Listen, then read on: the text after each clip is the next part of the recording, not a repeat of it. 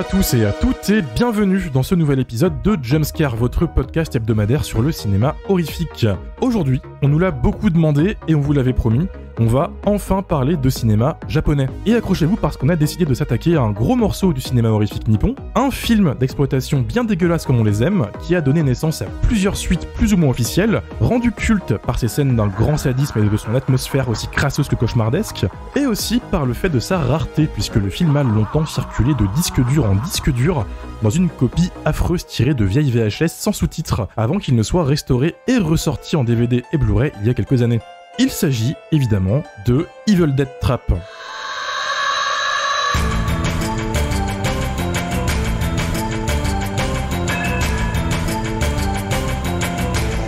Un film sorti en 1988 réalisé par Toshiharu Ikeda et écrit par Takashi Ishii, un duo qui a fait ses armes dans ce qu'on appelle le Pinku Eiga, traduit littéralement cinéma rose, genre très vaste, dur à définir rapidement, mais dans les grandes lignes, c'est un genre de film très réputé au Japon, évidemment érotique comme sa traduction l'indique, tourné avec des budgets assez modestes assez rapidement, mais qui aborde des tonnes de thèmes différents, action, vengeance, science-fiction, bagarre, et parfois des films très politiques, très radicaux dans leur message, bien au-delà de ce qu'on peut s'imaginer quand on parle de cinéma érotique un peu plus classique. Érotisme d'ailleurs assez léger, puisque la censure japonaise était terrible à cette époque, donc l'acte sexuel est simulé, caché du mieux qu'on peut, et souvent montré par le biais de jeux un peu sadiques et de bondage. Après quelques premières expériences en tant qu'assistant, Toshiharu Ikeda réalise ses premiers Pinku au début des années 80 pour le célèbre studio Nikatsu, qui renomme ses Pinku romans porno.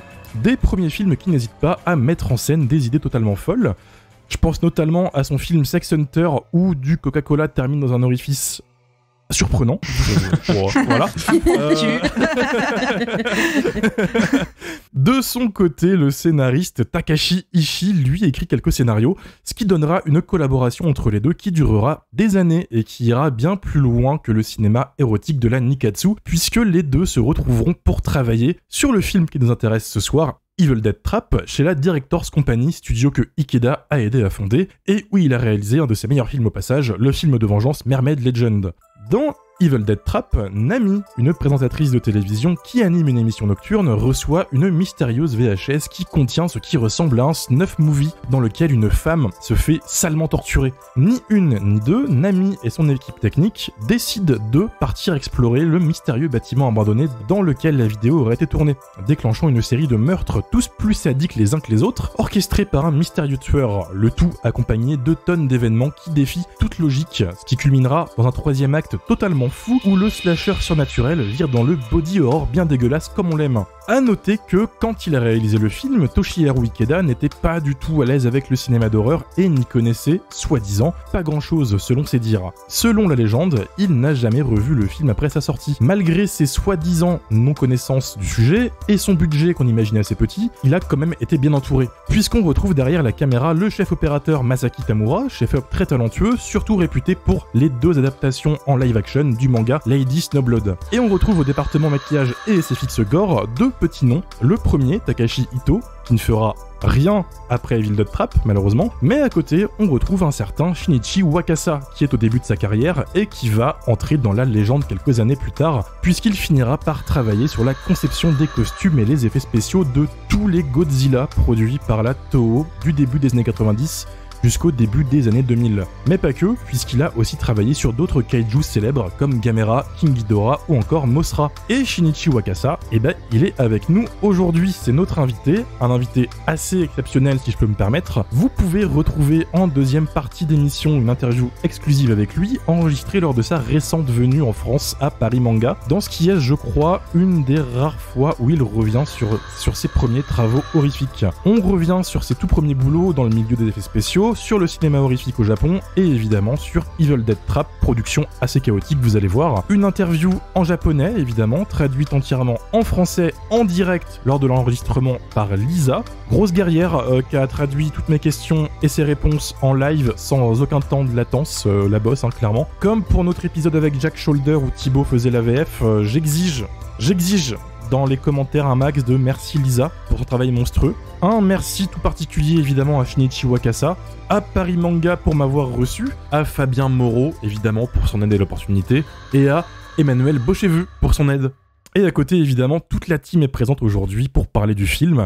Sont présents Amélie du Festival de cinéma On vous ment. Bonsoir. Dario de la team Jumpscare. Hello. Mathieu de la chaîne YouTube Le Coin du Bis. Salut. Lily, chroniqueuse pour le blog du cinéma. Bonsoir. Mylène de la chaîne YouTube Welcome to Primetime Beach. Salut. Et moi-même, Romain, votre hôte et chroniqueur au bistrot sur Filmo. Alors je sais qu'ici certains connaissent bien le film, d'autres l'ont découvert pour cet épisode. Ce sera donc un épisode assez varié au niveau des ressentis, puisque certains l'ont déjà vu et ont pu le digérer, et d'autres se sont mangé le film dans la gueule il n'y a pas plus tard que 2 heures, il me semble, pour certains, sans citer de nom. 4, mais bon. 4, pardon, ça change tout en effet, autant pour moi. Mylène, toi tu connaissais bien ce film? Ouais, je l'avais déjà vu parce que on m'avait donné 2 éléments qui m'ont donné envie de le voir. On m'a dit c'est introuvable et c'est un slasher. Donc j'ai dit ok, challenge accepted. Il m'en fallait pas plus. Et vu que je commence quand même, mine de rien, à avoir écumé pas mal de slashers, je me suis dit, bon, enfin un slasher que j'ai pas vu, allez, let's go, je veux le découvrir. Et effectivement, à l'époque, j'avais trouvé ce film vraiment très très chouette. Je le trouve à la fois plein de références et assez unique. Et avant de donner mon avis sur ce film, j'aimerais faire un point sur un genre que vous ne connaissez pas, le slasher. non, surtout pas. Quoi ? Non, je vous promets, il y a vraiment un truc. C'est vraiment vraiment un vrai truc. C'est pas une blague. C'est pas une blague, Vas-y. genre je vais vous parler de Buffy, tu vois. D'ailleurs, vous connaissez Buffy? Ta gueule. J'adore. Au revoir. Non, mais plus sérieusement, donc le film est considéré comme un slasher. Il sort à la fin des années 80, donc du coup à la fin de l'âge d'or du slasher, on va dire américain. Puisque après 84-86, en fait, les pays qui n'ont pas encore eu leur slasher, comme l'Espagne, un peu l'Angleterre, mais qui avait déjà commencé avant, et du coup, le Japon commence à faire des slashers, et ce qui est hyper intéressant, c'est que c'est des slashers qui sont hybrides de plein d'inspirations, en fait, et qui ressemblent pas vraiment, justement, aux slashers de l'âge d'or ou aux proto-slashers, et justement, Evil Dead Trap, il en fait totalement partie, et... En l'occurrence, ce qui est assez intéressant, c'est que donc le slasher, c'est un genre qui a été inspiré par le giallo, qui est un genre italien, qui met en scène du coup des meurtres qui sont très stylisés, avec souvent des gants en cuir. On a aussi une sexualisation des corps, et la plupart, enfin pas tous, des giallo portent des noms. Enfin, il y a toute on va dire des sagas animales, notamment celle de Dario Argento, mais ça c'est pas une règle immuable. Et donc du coup, là, ce qui est intéressant, c'est que le genre du giallo, au fur et à mesure du temps, en fait, il va finir par s'inspirer du slasher, et notamment des films comme Opéra, qui vont être un hybride entre les deux. Et là, Evil Dead Trap, ce qui est plutôt sympa, c'est que le film, c'est un film japonais, mais qui n'a presque aucun code du film japonais. C'est-à-dire que si on ne sait pas que c'est un film japonais, c'est quand même compliqué de l'identifier en tant que tel. Et en l'occurrence, moi, ce que j'aime bien dans ce film, c'est que je trouve que c'est un hybride entre le genre du slasher et quelque chose de très américain, et le genre du giallo, ou plus particulièrement du film italien, et plus précisément des films d'Argento. Et en fait, notamment, rien que dans la musique, en fait, c'est du rock progressif. Et c'est vrai que quand je l'ai revu, le film, ce qui m'a étonné, c'est que je m'en étais pas rendu compte durant mon premier visionnage, mais je me suis dit, non mais c'est pas possible, ils ont samplé une musique de Goblin. Ça m'a rendu complètement tarée, et je me suis retapé plein de musiques des BO d'Argento, et j'ai pas réussi à retrouver celle à laquelle ça me faisait penser. Mais pour moi, c'est pas un hasard. Le réal, il a forcément vu des films d'Argento. Justement, il est peut-être pas hyper fan de l'horreur, mais il s'est peut-être nourri de plein d'inspirations. Et en l'occurrence, je trouve que ça soit le plan du début, on a une vibe très Fulci, ou alors vraiment les couleurs qui font penser à Suspiria. En plus, il y a une ambiance un peu fantastique qui fait aussi là penser encore une fois à Suspiria. Et pour moi, en fait, Evil Dead Trap, c'est un peu un film comme Bloody Bird, qui sont à la croisée entre le cinéma italien et vraiment un autre genre. Et Alias Zombie 5, au passage, il me semble, Bloody Bird. Non, Bloody Bird, c'est le titre... Ah, j'ai plus l'autre titre. Non, c'est pas Zombie 5. C'est toi, je sais à quoi tu penses. Killing Birds. Mais moi, je parle du film de Michele Soavi, moi. Je parle du film de Michele Soavi. Je suis pas sur le même. Je suis en effet sur un autre type de... Il y en a, spoiler alert, il y en a un qui est mieux que l'autre. Genre, vraiment. Personne n'est surpris. C'est ça. Et ouais, non, je trouve que en fait le phénomène autour de Evil Dead Trap, il est très chouette, parce que du coup ça prouve que le giallo et le slasher ont fait que se nourrir.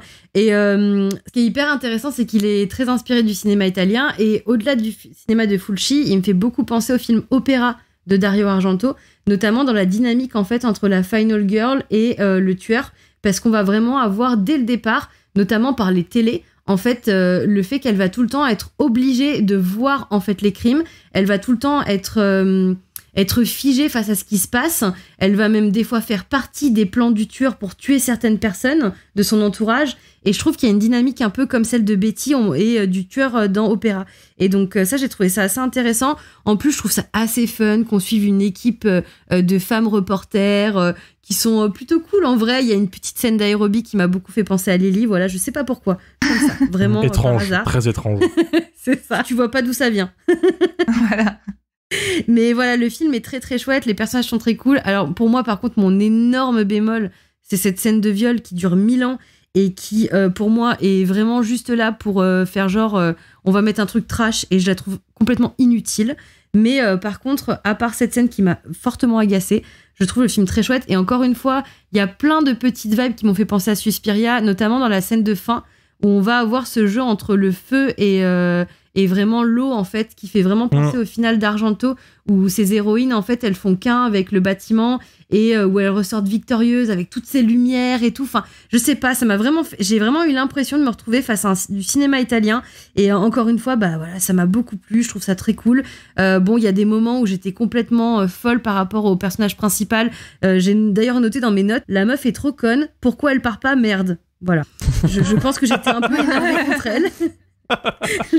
Genre vraiment, c'est textuellement ce que j'ai mis. Est-ce qu'elle veut savoir? Je trouve qu'il y a un moment où tu sens qu'elle est un peu bloquée, tu sais pas trop pourquoi. Franchement, je trouve qu'à un moment, ça a plus de sens qu'elle reste. Pour moi, c'est l'instinct de reporter, en fait. Où elle se dit, il faut que je sache le fin mot d'histoire, que je comprenne ce qui se passe, que j'ai un truc à raconter, tu vois. Oui, non, mais c'est vrai, dans tous les films d'horreur, de toute façon, si on se barre, bon, bah, il n'y a plus de film, quoi. Mais voilà, encore une fois, c'est un film que je trouve très, très chouette. Je dirais un petit bémol, encore une fois, sur la fin, où j'ai trouvé qu'il y avait des cuts de montage qui étaient très secs. Oui. Et j'ai trouvé ça un peu étrange, comme si le film avait été coupé de sa vraie fin. Enfin, je trouve qu'il y a vraiment un truc un peu bizarre et trop abrupt sur la fin. Donc, je suis un peu restée en mode Il y a ok. peut-être une raison sur ça. C'est que les producteurs avaient apparemment flairé le bon filon quand même et ont vraiment forcé une fin ouverte apparemment. Ok. Je pense sincèrement qu'il y avait une vraie fin qui existait, mais qu'au montage, il y a eu un petit move de tu peux pas enlever ça, histoire qu'on puisse laisser une fin ouverte pour la suite qui en plus n'aura rien à voir, donc ça servait absolument à rien de faire ça. Oui, ben oui. Voilà. Bah surtout qu'en plus ça se sent parce que du moment où elle regarde par la fenêtre, il y a vraiment tout un enchaînement qui est très étrange. Et vraiment, je dirais que ça, c'est un peu le truc où tu te dis, bon, est-ce que c'était vraiment utile? Franchement, voilà, merci. Et non, voilà. C'est un gros coup de cœur pour moi. Et alors, ce qui m'a fumé de rire, et je crois que c'est le bon jeu de mots, c'est que dans ce film, on ne fait que fumer. À la scène de fin, quand même, la meuf est à l'hôpital, elle est en PLS, et elle est en train de fumer une clope. Quelle légende, quelle reine. Les années 80, c'est normal. Je me suis dit... C'est normal. Ah ouais, mais j'ai trouvé ça incroyable. Franchement, ça m'a beaucoup fait rire. Donc voilà, pour moi, c'est un espèce de mix entre Opéra, Suspiria et Basket Case. Et du coup, voilà, j'ai kiffé. Très bien vendu. Je suis très heureux que tu parles de cinéma italien, puisqu'en fait, beaucoup de gens qui parlent de ce film disent que ça rappelle du Argento, ça rappelle du Fulci, etc. Il y a une légende. On n'est pas sûr, pour ça qu'on dit que c'est une légende, que Toshiharu Ikeda a dit à plusieurs reprises qu'il les a pas vus, ces films, et que c'est du hasard. J'ai du mal à y croire. On a du mal à y croire. Quelques années après, il a plus ou moins démenti en disant « Je me suis inspiré, oui, d'accord, mais personne ne sait si c'est vraiment le fruit du hasard, parce que le mec n'aimait pas le genre, on lui a dit « Fais un film d'horreur », et le mec a dit « Écoute, vas-y, c'est même pas son scénario en plus de base, faut pas oublier ça, tu vois. » Ou alors, c'est un gros mytho, qui a juste, en effet, tout vu et qui s'est dit, bah, on va faire ça. Il y a un vrai débat qui existe entre les deux. Il y a tellement de trucs dans la mise en scène, dans la musique, dans les couleurs, dans les plans, dans la façon de filmer sa Final Girl, de la mettre en scène avec le tueur. C'est pas du hasard, c'est pas possible. Il y a trop de coïncidences. Franchement, pour moi, c'est pas du hasard. Alors j'avais une théorie qui disait qu'en fait, lui n'y connaissait rien, mais que son chef-op, son musicien, qui du coup plagie bien Goblin, faut être honnête à un moment, et son scénariste connaissaient les classiques, et que du coup, lui était un peu une marionnette qui a mis en scène sans s'en rendre compte un truc très horrifique. Mais Shinichi Wakasa, dans l'interview en fin d'épisode, Wink Wink, en parle et dit qu'en fait, non, il était très autoritaire, très sérieux, il voulait ce qu'on voit à l'écran, il dirigeait très très bien. Donc en fait, je suis dans la team des gens qui croient qu'il a bien tout révisé avant de faire son film. Mais voilà, c'est un vrai débat qui existe. Tu veux rajouter quelque chose ou... Non, juste dire que j'y crois pas. Ok, parfait. Mylène n'y croit pas, mais bon film pour Mylène, ça démarre plutôt bien. Dario, toi, bon alors, tu as vu le film il y a 4 heures. Le ressenti, le choc, comment tu l'as vécu? Je sais pas si j'ai aimé ou pas. Ah, parce que on l'a brisé, ça y est. Non. Regarde le 2, Dario, ça va te plaire, je pense. Totalement. J'ai beaucoup entendu que le 2 était très très joli visuellement. Oui. Juste pour revenir du coup sur le premier, moi c'est une série, du coup une saga que je connaissais pas du tout. J'ai pas eu le temps de me renseigner si y avait si le titre, on n'a pas parlé, mais le titre Evil Dead Trap, est-ce que c'est juste chez nous, est-ce que c'est juste du marketing? Alors, c'est du marketing international. En fait, le titre du film de base, traduit du japonais, veut dire le piège de l'esprit de la mort. Ah. Et moi, j'ai une théorie là-dessus. Vas-y. Je crois que c'est pour des questions marketing en premier lieu qu'ils ont raccroché ça à Evil Dead, mais je crois aussi que c'est parce qu'ils ont eu l'idée, je pense, c'est ma théorie, parce qu'il y a une shaky cam. Ouais, il y a 1 ou 2 plans en fait qui font penser à Evil Dead avec la caméra qui part à fond la caisse au ras du sol. Le raccord, il est peut-être à faire à ce niveau-là, ouais. En tout cas, je trouve que le film est quand même sympa. Il se tient plutôt bien, même si en termes de rythme, je trouve qu'il est un peu longué quand même. Il y a pas mal de scènes, je pense que moi j'aurais coupé plus tôt, notamment la scène de viol dans la voiture, qui d'ailleurs sort un peu de nulle part parce que la meuf elle est en train de se faire assassiner par un gars. Il commence à faire nuit. On part sur une autre scène, on revient juste après, et en fait il fait nuit et il est en train de la violer dans la voiture. Non, mais cette scène, elle est vraiment... Ouais, l'enchaînement est compliqué, puis ouais, c'est long, quoi. Mais c'est pas long dans le sens où ça devient insoutenable, c'est juste que c'est gratuit, quoi. C'est pas... Ouais. Il y a pas d'intérêt, je trouve, à cette scène dans le film. En tout cas, pas qu'elle soit aussi longue. Moi, le film m'a beaucoup fait penser, surtout sur la fin. Je sais pas si on peut parler de la fin du film. On peut parler du 3e acte sans problème. J'ai déjà évoqué que c'était du body horror à la fin. On peut y aller. Peut-être pas spoiler vraiment la finalité, quand même. Ouais, ok. Mais on peut dire quand même, je pense, ce qui se passe.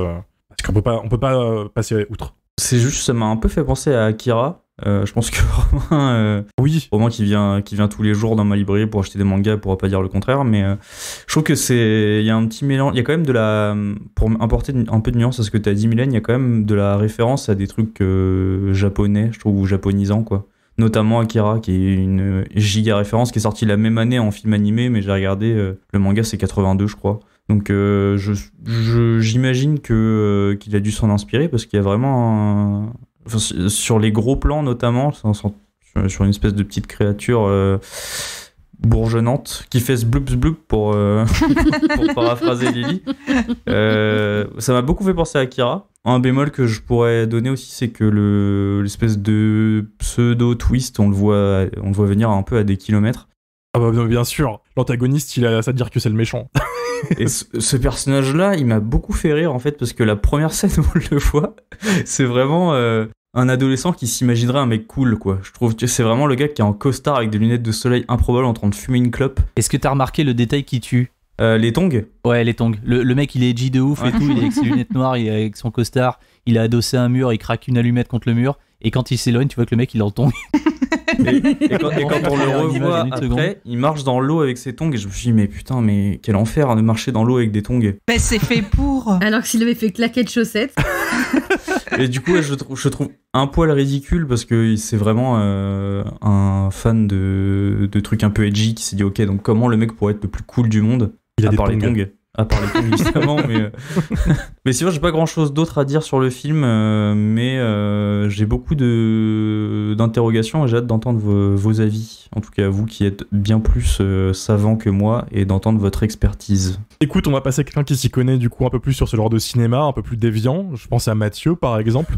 Toi, tu connaissais ce film, je suis sûr. Oui, alors je l'ai vu sans vraiment le voir en fait il y a, je dirais, une bonne vingtaine d'années. C'était le moment où en fait je commençais vraiment à m'intéresser au cinéma japonais et à tous les trucs un petit peu foufou, un petit peu déviant que je pouvais lire à droite à gauche. Donc c'était la période où je découvrais un petit peu le cinéma de Shinya Tsukamoto, quelques autres. Et en fait, parmi tout ce que je pouvais trouver sur internet au niveau de listes de films un petit peu foufou, c'est un nom qui revenait très souvent, Evil Dead Trap. Et à l'époque, donc j'ai fini par mettre la main dessus. J'ai aucun souvenir si j'ai vu une version sous-titrée ou pas, mais les vagues souvenirs que j'en ai, c'était que c'était une version absolument, c'était un RIP VHS qui était absolument dégueulasse. Je me souviens avoir vu ça très tard le soir et avoir dormi devant très très vite, ce qui fait que je me réveillais à des moments où je ne comprenais plus rien de ce que je regardais et je luttais en fait pour pas m'endormir et je me réendormais très très rapidement derrière, ce qui fait qu'au générique je me suis dit bon ok ça avait l'air sympa mais il faudrait que je le revoie parce que je n'ai rien compris à ce que j'ai vu quoi. Donc quand Le Chat qui fume a sorti le premier et le deuxième film dans un très beau petit coffret, je me suis évidemment jeté dessus et donc j'ai pu redécouvrir le film avec ce coup-ci une bonne qualité et des plans éclairés correctement. Donc ça a été aussi la confirmation d'une certaine façon que ce qui m'avait un petit peu pas gêné, mais ce qui m'avait un petit peu interrogé en fait à l'époque, le fait de pas trop comprendre ce que je voyais, ça s'est reproduit quand j'ai revu le film. Donc il y a enfin, je crois que le DVD, le Blu-ray pardon est sorti en 2022, quelque chose comme ça. Donc là je l'ai revu encore une troisième fois pour le podcast, mais c'est pas un film en fait qui est parfaitement clair du début à la fin. C'est-à-dire qu'on a, comme disait Mylène, une espèce de mélange entre les genres. On a une espèce de structure qui évoque le slasher. On a des éléments qui sont totalement issus du giallo, ne serait-ce que par la musique en fait qu'on croirait issue d'une composition des Goblins ou même certains éclairages. On a des éléments très très gore, très très dégueulasses avec des gros plans sur des trucs qu'on n'a pas forcément envie de voir, qui évoque aussi le cinéma de Fulci. Il y a une séquence horrifique bien dégueulasse et franchement bravo à la personne qui a fait les effets spéciaux dont on a l'interview juste après, parce que si comme moi vous êtes sensible à tout ce qui touche à l'œil, aux yeux, oui. La séquence du début elle est très bien faite en matière d'effets spéciaux, elle est très dégueulasse. La séquence snuff. Ouais. Donc on a ça, comme tu dis en fait on a des éléments qui évoquent un petit peu le torture porn, ce qui est logique parce que, enfin là je suis pas tout à fait d'accord avec Mylène parce que je trouve que c'est vraiment cet élément qui fait par contre très très très japonais, parce qu'à la même époque on avait toute la série des kidnappings en fait qui commençait à arriver. Je crois qu'il y avait le 1 et le 2 qui avaient déjà pas mal fait parler d'eux. Donc voilà, c'est une espèce de mélange entre énormément de choses mais qui forme quelque chose qui est pas forcément totalement cohérent mais qui reste quand même plaisant à regarder parce que en tout cas moi c'est ma théorie, le film est un petit peu articulé comme une espèce de rêve. C'est-à-dire qu'on a beau essayer de réfléchir en fait à ce qu'on a vu précédemment, on a beau essayer de raccorder un petit peu les scènes entre elles, on n'y arrive jamais. C'est-à-dire qu'en termes de structure narrative, le film il est très bizarre. Il y a une espèce de vague fil conducteur entre les scènes, mais encore une fois, on passe d'une scène qui est issue d'un sous-genre à une scène qui va aller dans un autre sous-genre qui n'a absolument rien à voir.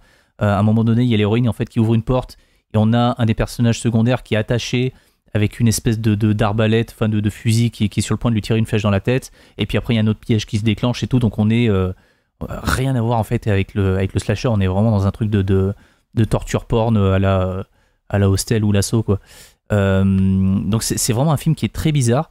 Mais grosso modo, moi ce que je retiens, c'est que il y a énormément en fait d'éléments qui nous font, enfin qui en tout cas moi me font penser à une espèce de rêve éveillé quoi. Je sais pas si c'est une espèce de truc un peu post-mortem dans le sens où l'héroïne en fait vient dans cette espèce de bâtisse abandonnée, se fait assassiner très vite et après tout ce qu'on voit dans le film et qui n'a pas vraiment de sens.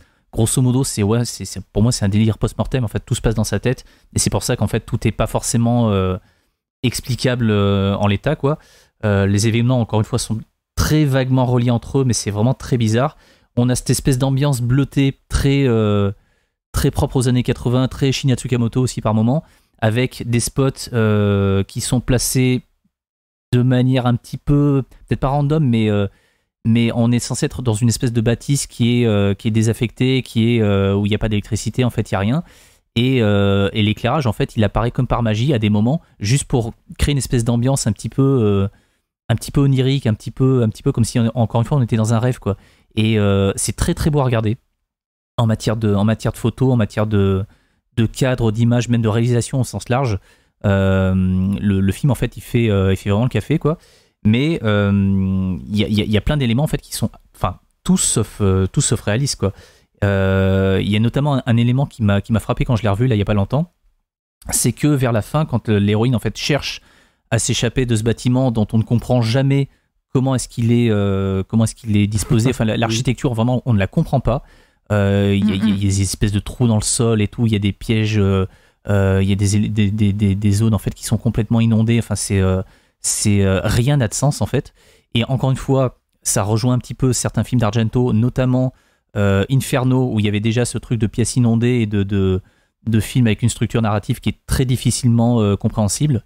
Mais du coup, voilà, il y a ce moment où en fait l'héroïne cherche à s'évader de ce bâtiment et marche dans une espèce de couloir, encore une fois avec cette espèce de lumière bleutée, mais au fond du couloir, donc ce qu'on identifie nous comme étant la sortie, c'est une lumière vive et orange.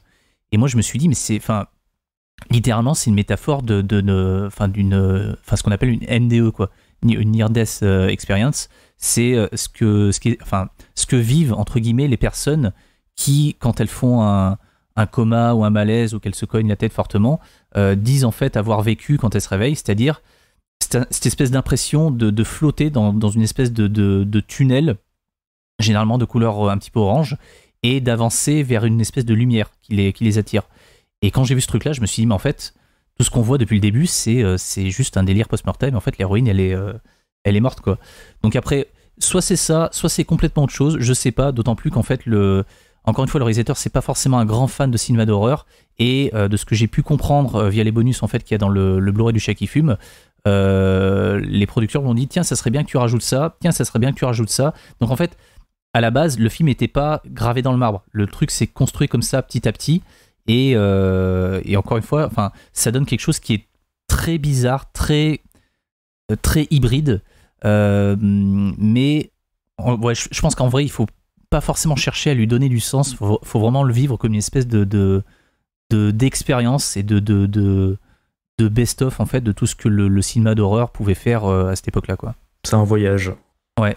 Et à titre personnel, j'étais un petit peu plus familier en fait de ce que faisait le scénariste qui est Takeshi Ishii, qui est quand même le mec qui a fait Flower and Snake, qui est un film sur le BDSM assez vénère, assez cool.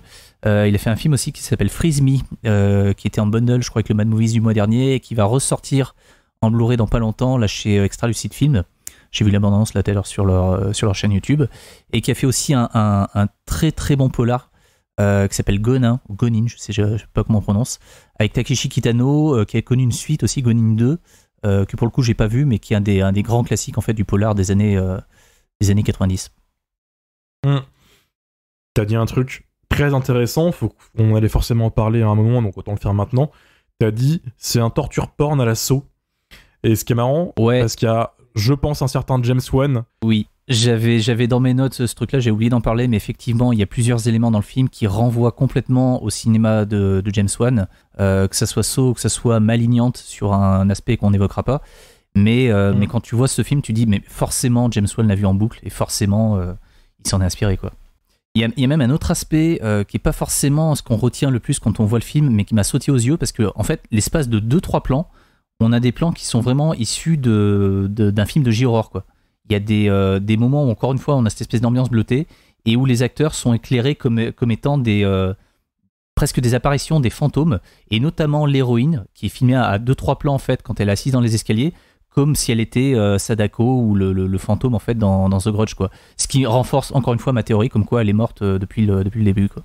Il y a une scène aussi qui est quand elle est dans la chambre, bon je vais pas trop spoiler, mais du tueur, on va dire. Enfin oui, si, elle est dans la chambre du tueur. Et en fait, ça m'a beaucoup fait penser à Kairo.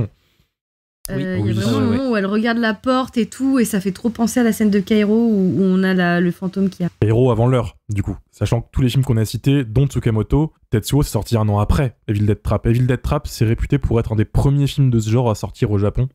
Et c'est ce qui lui vaut sa réputation aussi de film un peu totem dans le genre. Et après, je comprends parfaitement que les personnes en fait qui se le sont mangées en VHS à l'époque dans les vidéoclubs sans les sous-titres ou quoi, et qui connaissaient pas forcément le cinéma japonais, hormis les totems, les Kurosawa, les Ozu et compagnie, ils savaient plus où vous habitez, quoi. Non, mais bien sûr, t'imagines. En vrai, tu comprends rien, hein. Déjà avec les sous-titres, je comprends rien. Pour revenir sur Saw, il y a une séquence qui est vraiment volée carrément à Evil Dead Trap. Il y a un moment dans Evil Dead Trap où une des journalistes a un appareil photo et utilise le flash pour avancer dans l'obscurité. Ouais. Ce qui est devenu un énorme cliché du cinéma de genre, mais qui est vraiment reprise limite plan pour plan dans Saw, où Lee Whannell a le tueur chez lui et utilise son flash pour se déplacer, quoi. Ouais, mais là où il y a un petit twist sur ce qu'on voit souvent, parce que je crois que même dans Gueule Noire, il y avait ce truc-là de prendre la photo pour voir la menace arriver. On voit la victime qui est flashée, en fait. Et ça, c'est un truc qu'on voit pas souvent. C'est vrai, ça se retourne contre elle, c'est vrai. Ouais. C'est un twist, entre guillemets, c'est devenu un petit twist sur le truc a posteriori. Et du coup, c'est plus intéressant que juste de faire des flashs sur une créature ou sur un tueur. Que juste de faire un jumpscare pourri, quoi.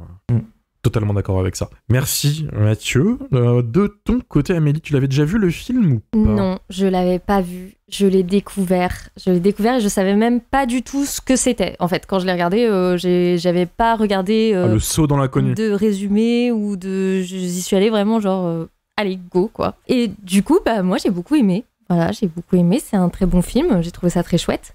J'ai trouvé ça très chouette parce que je pense qu'au-delà de son côté un peu train fantôme, maison de l'horreur, où littéralement on suit des personnages comme ça qui déambulent dans une maison où ils vont se faire tuer les uns après les autres, je trouve que le film, je m'avance peut-être un peu, il a une vraie thématique autour du rapport à l'image et du rapport à l'image violente. Déjà parce que la protagoniste, c'est une journaliste de télé d'une émission sensationnaliste, quoi, des trucs du true crime, j'imagine, ou quelque chose comme ça, qui reçoit donc un snuff movie, donc des images violentes, et cette VHS est littéralement la carte qui les guide jusqu'à ce lieu désaffecté.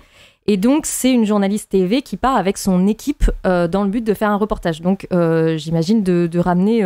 d'éclaircir ce mystère de Snuff Movie. Et en fait, il y a beaucoup de trucs dans le film qui sont en rapport avec la prise d'image. Déjà, comme vous l'avez dit, il y a la photographe qui s'éclaire avec le flash de son appareil photo. Donc, c'est littéralement son appareil photo qui lui permet d'avancer, de se repérer ou en tout cas de s'éclairer. Et il y a une omniprésence de télévision dans le film.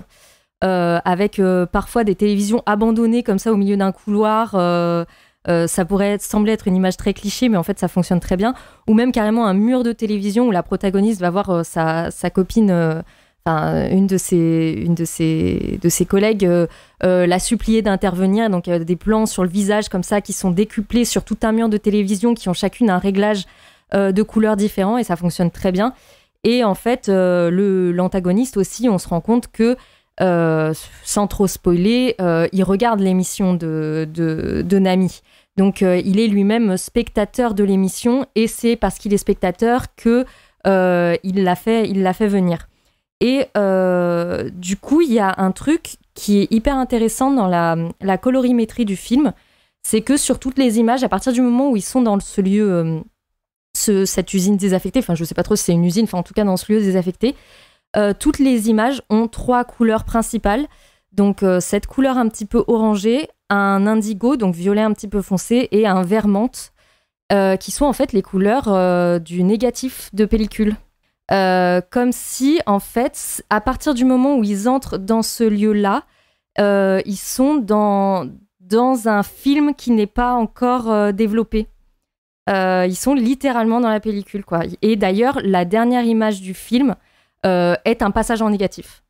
Donc, comme si elle retournait, la dernière image du film, comme si la protagoniste, à la fin, retournait dans ce lieu-là, ce lieu où elle a vécu des horreurs.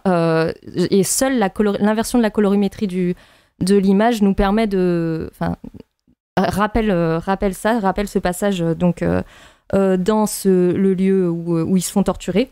Et je trouve ça assez intéressant, ce côté négatif, qui est présent dans Evil Dead Trap 2, alors qu'on n'a pas tout à fait sur les mêmes trucs. Mais bon, ils ont gardé la colorimétrie. Et du coup, je pense que le film, il interroge sur la réalité des images, et surtout la réalité des images comme ça, qui sont sensationnalistes, qui sont voyeuristes aussi. Et il y a un vrai truc sur la notion de vérité, ou en tout cas de vérité qui sont apportées par ce genre d'émission. Et d'ailleurs, la protagoniste, à la fin, quand elle raconte son histoire, on ne la croit pas. Ou en tout cas, on lui dit qu'elle a certainement rêvé, ou qu'elle a certainement tort, ou que, même si elle a raison, elle ne devrait pas le raconter.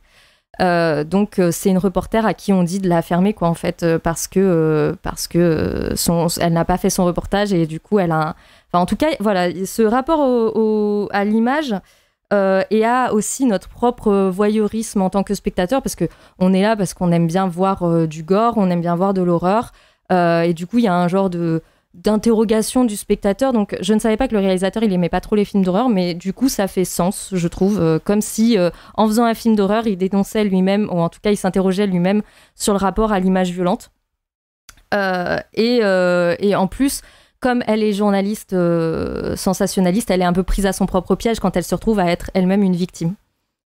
Et du coup le film, on a parlé de plein d'inspirations, mais moi je voulais plutôt parler de 2 autres films qui ont, je pense, été très inspirés par Evil Dead Trap, pardon.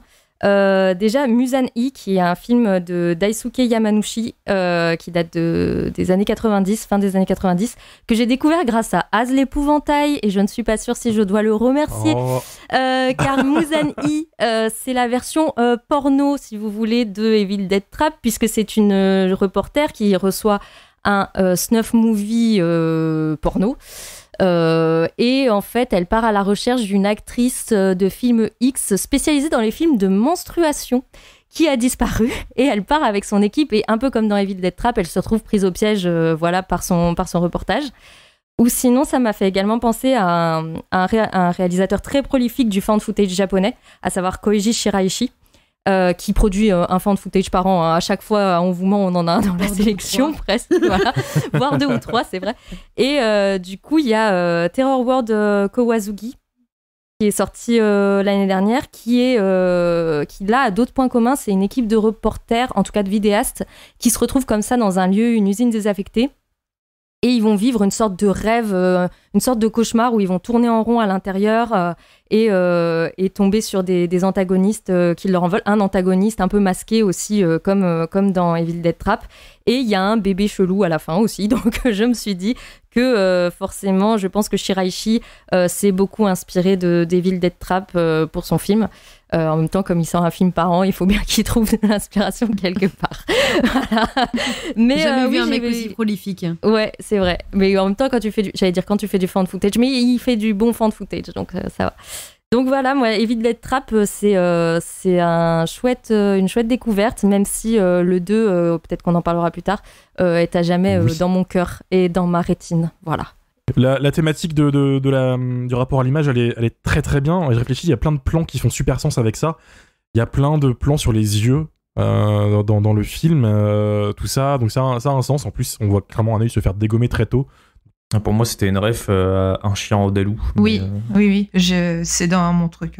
Aussi. Alors, moi, l'œil qui se fait planter, je voyais l'enfer des zombies de Fulci. Ouais, moi je voyais Fulci aussi. C'est clairement le même plan, voilà. Donc, super éclairage, merci Amélie. Toi, Lily, tu connaissais le film ? Oui. D'ailleurs, la première fois que je l'ai vu, j'ai pas compris. Il est où Bruce Campbell ? Fallait la placer. Je cherchais Ted Rémy, je l'ai pas trouvé. Oui, je connaissais le film, même si je m'y connais personnellement pas beaucoup en cinéma asiatique, donc j'imagine que ça influence un petit peu ma réception du film. Alors, le cinéma asiatique, c'est pas que ça m'intéresse pas, hein, c'est juste que je me suis jamais pris le temps de me faire un marathon thématique, voilà.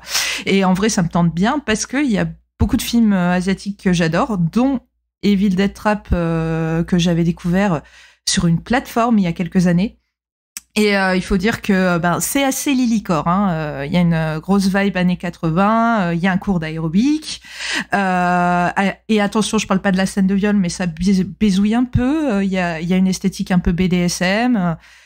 Puis surtout, comme vous l'avez dit, il y a tout un truc autour des supports analogiques, la bande vidéo et même l'argentique avec l'utilisation de l'appareil photo. Et tout ça, c'est des choses que j'aime et qui me parlent personnellement.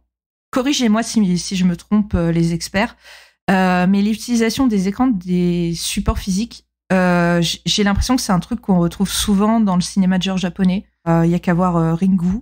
Voilà, je sais pas ce que vous en pensez, mais moi j'ai l'impression que c'est un truc que je vois souvent chez les Japonais.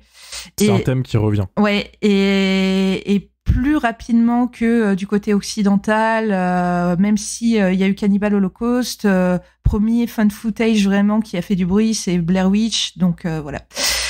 Vidéodrome aussi chez eux. Oui, ouais, c'est vrai. Enfin bref, mais du coup ça me donne le sentiment qu'il y a un truc culturel, comme l'a dit un peu Amélie, sur la conservation des images et surtout sur les supports amateurs qui sont des choses sur lesquelles on n'a pas de contrôle. Donc il y a un peu ce truc de la peur de ce qu'il peut y avoir sur une bande vidéo, des photos, des VHS. Et pour le coup, donc le snuff movie qu'elle reçoit au début, on l'a dit, mais je trouve le montage aussi, en plus de la photo de ce tout petit segment, assez dingue pour un tout petit morceau de film. Puis, comme on l'a dit, la scène du découpage de l'œil, ça m'a fait penser comme Dario à un chien andalou. Et j'en viens au fait que je trouve que c'est un film qui me paraît pas mal inspiré de la production occidentale. Bon, alors déjà, il y a une shaky cam comme dans Evil Dead. Puis, comme Hélène l'a souligné, le film, il utilise les codes du slasher américain. C'est vraiment des codes très américains. Le fait qu'on ait un groupe de personnes attirées dans un lieu à l'écart de tout, qu'on ait des personnages définis juste par quelques traits de caractère vite fait, à l'exception bien sûr de la Final Girl qui est un petit peu plus approfondie. Et j'ai l'impression aussi qu'il y a une vibe un peu Cronenberg à la fin. Et pourtant, moi, je suis assez d'accord avec Dario. Je trouve que toutes ces inspirations que je suppose, elles sont ancrées dans un univers très japonais. Par exemple, j'aime bien le discours que je trouve assez étonnant pour l'époque d'ailleurs sur la place des femmes dans les médias japonais. Donc, je trouve que ce film, mine de rien, il nous dit quelque chose sur l'américanisation des cultures. Qui s'est largement étendu au niveau mondial à partir du milieu des années 80. Du coup, Evil Dead Trap, je le trouve assez intéressant et assez dingue esthétiquement, même si pour moi, il a quelques défauts. Mais du coup, la théorie de Mathieu fait complètement sens pour moi sur la Near Death Experience, parce que jusque-là, j'ai toujours trouvé que la narration était assez confuse et que la gestion de l'espace était un peu foutraque, et que malgré que nous, en tant que spectateurs, on a du mal à se repérer sur cette ancienne base militaire, pourtant les personnages, eux, ils ont pas l'air paumés, donc je trouvais ça un petit peu bancal, mais finalement ils sont très à l'aise. Voilà. Du coup, la théorie du rêve ou de la Near Death Experience, ça expliquerait tous ces éléments-là. Mais par certains aspects, on peut trouver du coup que le film est assez imparfait à cause de ça. Mais dans le même temps, ça me dérange pas plus que ça parce qu'il a un côté série B qui tâche. Moi, j'aime beaucoup ça. Et dans ce genre de cas, je vais pas chercher un truc parfait sur tous les plans. Voilà. Très honnête. Sur ce que tu disais, sur la place de la VHS ou des images qu'on trouve, du found footage limite, dans la place du cinéma de genre japonais, je réfléchis, mais j'ai plein d'exemples. T'as mis le doigt sur un truc. Ringu, évidemment. Voilà. Les Guinea Pig, ils avaient un peu été vendus sous comme quoi l'idée ce serait des vrais snuff movies aussi. Des VHS interdits, tu sais, tout ça. Même plus loin, je pense c'est plus aussi sur les technologies d'information type internet. Cairo, c'est un site internet, tu vois.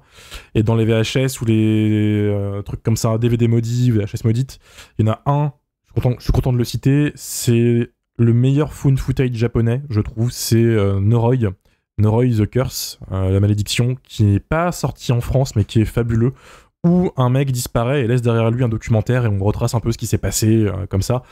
Il est c'est très, encore très bien. Koji Shiraishi, il me semble. C'est lui. Toujours. Si il y a un fan footage, il est japonais, c'est Koji Shiraishi dans 80% des cas. Avec Amélie, on est en burn-out, mais c'est pas qu'on le déteste, hein, c'est juste que vraiment, on en reçoit beaucoup. Et chaque année, on en voit 3 et on sait plus lequel on a vu parce que bon, c'est des univers assez C'est bien similaires. lui. Donc voilà, on s'en perd. Et ce qui est rigolo, c'est que le dernier en date que vous avez reçu en fait à Envoûment, ce que disait Amélie tout à l'heure, c'est qu'il est tourné dans une usine désaffectée. Et l'usine désaffectée en question, c'est exactement la même que celle qu'il y a dans Ne coupez pas. Du coup, voilà, c'est tu m'étonnes qu'après on mélange les films, quoi. Fabuleux film de Hazanavicius, ça. Je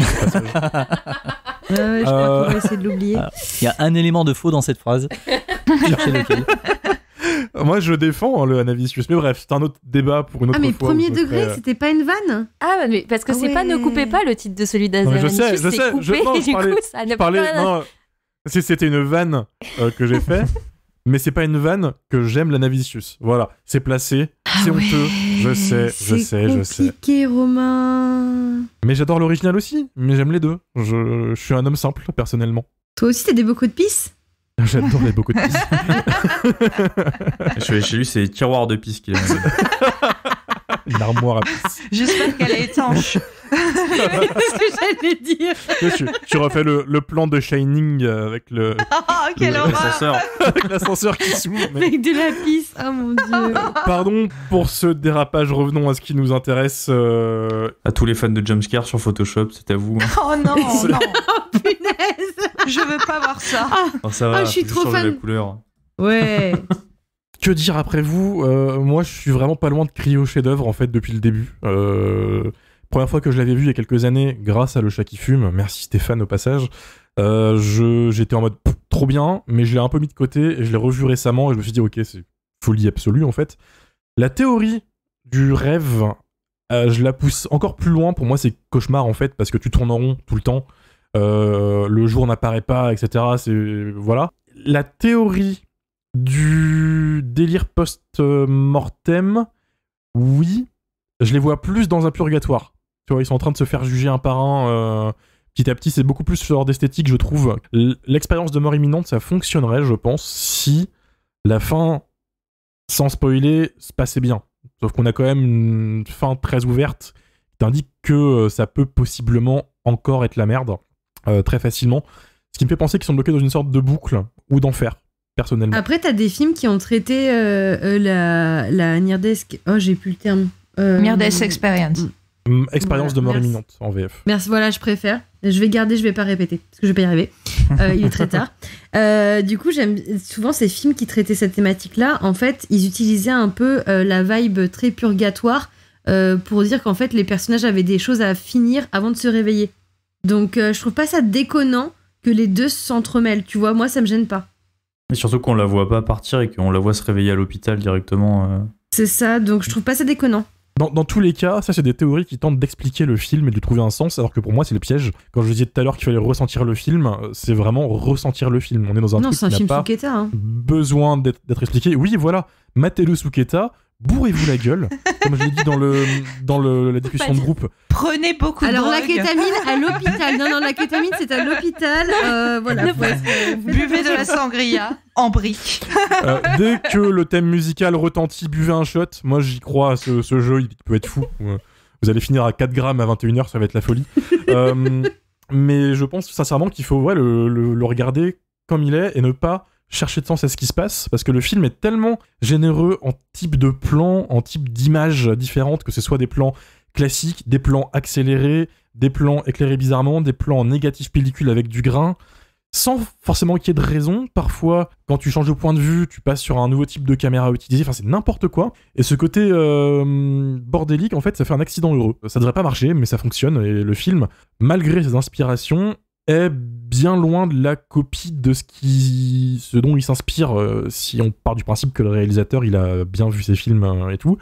Parce qu'il a sa personnalité propre. Le film, c'est la folie pure, en fait, quoi. C'est une montagne russe, c'est un train fantôme qui cherche pas du tout à te dire pourquoi c'est là, pourquoi ça se passe comme ça. Juste, t'es là, tu te manges ta baffe, tu te manges ta fessée, paf, et tu te casses, vraiment.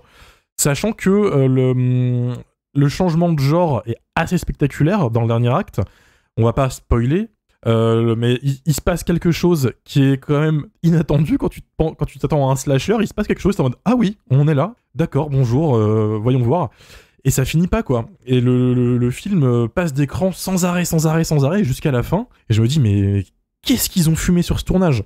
Et le film est d'un sadisme absolu. La première mise à mort du film, avec les pics, elle sort de nulle part. Tout d'un coup, cette pauvre nana marche, il y a un serpent par terre, oh, il y a un serpent, elle recule, soudainement, elle se fait embrocher de tous les côtés, en mode c'est une merguez, bah yes, ok, parfait, let's go. Chiche kebab. Ouais, c'est ça, on est là. Et les effets spéciaux, sans vouloir trop vanter Shinichi Wakasa et tout, parce qu'on en reparlera tout à l'heure de ça, pour un truc qui n'a pas d'argent, qui coûte clairement pas cher, ils sont d'un réalisme assez fou par instant, quoi. Les effets de sang, les effets de torture, parce qu'il y a aussi une séquence qui est très pré-saut dans l'âme, où il y a clairement un piège, et avec une porte et une arme et tout. il y a des plans qui sont d'une dureté assez folle, quoi. Enfin, moi, plus je le vois, le film, plus je trouve des détails de folie. J'ai envie de dire, mais matez ça, c'est une folie. Et en fait, le côté, je reviens au côté purgatoire, il justifie un petit peu, même si du coup j'essaie de justifier et je tombe dans mon piège de dire qu'il faut pas justifier, certains aspects du film qui sont un peu négatifs, parce qu'en effet, il y a une séquence d'agression sexuelle qui est ultra longue, mais le côté enfer, purgatoire, justifierait presque la longueur de cette séquence qui est en soi totalement inutile et qui rajoute pas grand chose à l'intrigue et qui est... T'aurais pu couper clairement 90% du truc, quoi, on comprend très bien ce qui se passe. Mais je pense que le film a une telle volonté de te mettre un coup de poing que c'est ce qu'ils ont voulu penser. Ils ont voulu faire, pardon. Moi, ça marche pas parce qu'en fait, la séquence, elle est pas dure, elle est juste chiante, je trouve. C'est un seul plan sur le mec qui est sur la nana, il passe sur le siège arrière, sur le siège avant, sur le siège à gauche. À un moment, l'idée, elle est comprise. Bon, on peut passer à la mise à mort à côté. Après, c'était peut-être aussi le réalisateur qui était dans sa zone de sécurité, quoi. Étant donné qu'avant, il venait en fait de la Nikatsu avec pas mal de romans porno, les Angel Guts et compagnie.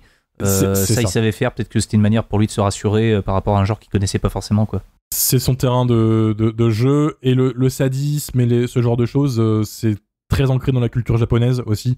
On a un point de vue d'Européen en 2024 sur un truc un peu plus vintage au Japon. Évidemment, tu mates ça maintenant avec nos yeux d'occidentaux et tout. Bon, bah, tu te la manges dans la gueule, le truc, faut être honnête. Est-ce que ça justifie? Non, mais je pense que ça vient de là. Voilà. Mais pour revenir sur le film, c'est une folie. Vraiment. Chopez-le. C'est dispo chez Le Chat qui fume, on l'a dit, dans une belle édition. Il y avait d'abord une édition collector qui est épuisée. Maintenant, il y a une édition simple avec les deux films, le 1 et le 2. On va y revenir juste après, avec des bonus. Ça vaut vraiment le coup, quoi. Ça mérite d'être dans votre DVD Tech, ou au moins de tenter l'expérience, parce que c'est un sacré ride, et moi perso 10 sur 10, foncez, quoi. Après, il y a évidemment le cas Evil Dead Trap 2, sorti quelques années après, réputé pour être moins bon parce que il a pas rapport avec le premier. Le premier met en place un ou deux personnages, et le 2 porte le nom de ce protagoniste, Hideki. Et au final, on se retrouve avec un film qui met en scène une projectionniste un peu ronde, qu'on a ras le cul de son poids, et qui voit des apparitions d'un petit gamin, et qui va se lancer dans une sorte d'aventure avec une amie à elle et son copain. C'est beaucoup plus psycho-killer comme film. Il est en bonus dans le Blu-ray. Amélie, toi, t'as beaucoup aimé ce film, il me semble. Oui, j'ai adoré. Il est magnifique. Genre, vraiment, il est magnifique. Non, mais il y a des plans, on en parlait avec Mylène, il y a un plan large. Alors, c'est un film qui n'a vraiment rien à voir avec le premier. Je pense même qu'il ne devrait pas s'appeler Evil Dead Trap 2 parce que ça dessert le film, parce qu'on n'a pas du tout cette attente-là.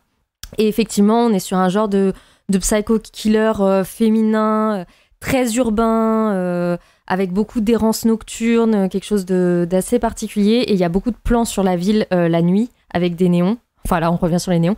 Mais il y a un plan large, sans trop spoiler, avec les néons qui se reflètent dans le fleuve. Et en fait, en tout petit, dans un coin, il y a un meurtre. Et vraiment, ce plan, il est incroyablement beau. Alors, le film est hyper compliqué. Ça mélange plein de personnages, tu comprends pas toujours le rapport qu'ils ont entre eux, il y a une dimension un peu fantastique, voilà, ça part un peu dans tous les sens. C'est très difficile de comprendre quels sont les enjeux du film. Moi, au bout d'un moment, j'ai lâché l'affaire, je me suis dit, de toute façon, je comprends rien. Mais c'est pas grave parce que le film, il est vraiment très très beau. Et les personnages sont super intéressants et bah, cette protagoniste, voilà, sans trop en dire, ok, c'est la personnage principale. Est-ce que c'est une protagoniste? Voilà.